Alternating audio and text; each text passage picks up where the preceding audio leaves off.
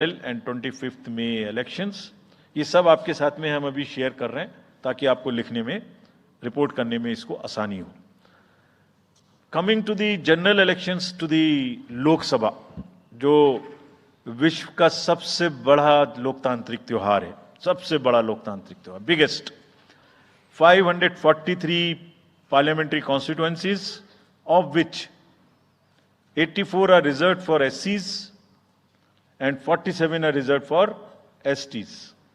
तो इस 543 parliamentary constituencies के महात्योहार में शेड्यूल बताने से पहले सभी वोटर्स का फिर से हाथ जोड़ के आग्रह, अनुरोध, गुजारिश that please join for the voting, come on the day of voting, छुट्टी मनाने ना जाएं, जरूर आ जाएं।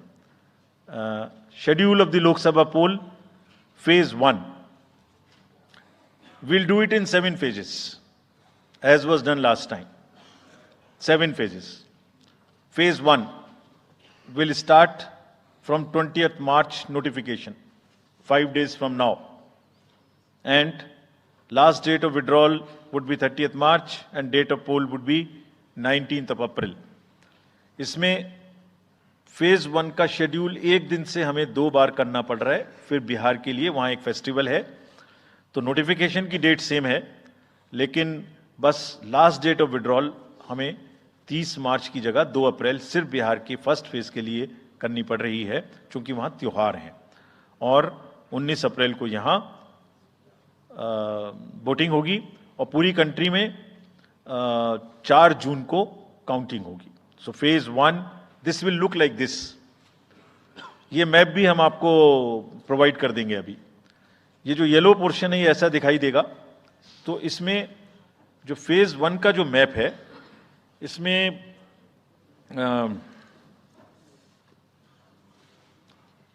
नॉर्थ ईस्ट नीचे तमिलनाडु, राजस्थान, सेंटर में छत्तीसगढ़, मध्य प्रदेश और उत्तराखंड, और ऊपर में जम्मू कश्मीर की 1 पार्लियामेंट्री कॉन्स्टिट्यूएंसी।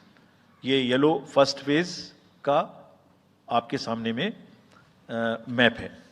सेकंड फेज और फर्स्ट फेज में 21 स्टेट्स जाएंगी पोल में। Second phase notification will start on 28th of March and date of poll will be 26th of April. Similarly here in case of J&K, because of the some holiday, the date of one day would be different, date of security of nomination would be different, but date of gazette notification और date of poll would be common. Phase 1 में 21 राज्य polling में जाएंगे और phase 2 में उसमें से और राज्य जुड़ जाएंगे। So this is the map which would be phase 2, जिसमें हम नॉर्थ ईस्ट में काफ़ी जगह चुनाव को कंप्लीट करते हुए, तमिलनाडु में कंप्लीट करते हुए, सेकंड फेज में राजस्थान को भी कंप्लीट करेंगे। Phase 3 would be from 12th of April and date of poll will be 7th of May। इसमें भी टोटल 12 स्टेट्स उस समय में जा रही होंगी और इस फेज में 3 नए राज्य में चुनाव शुरू होगा। इसका मैप कुछ इस तरह से दिखाई देगा।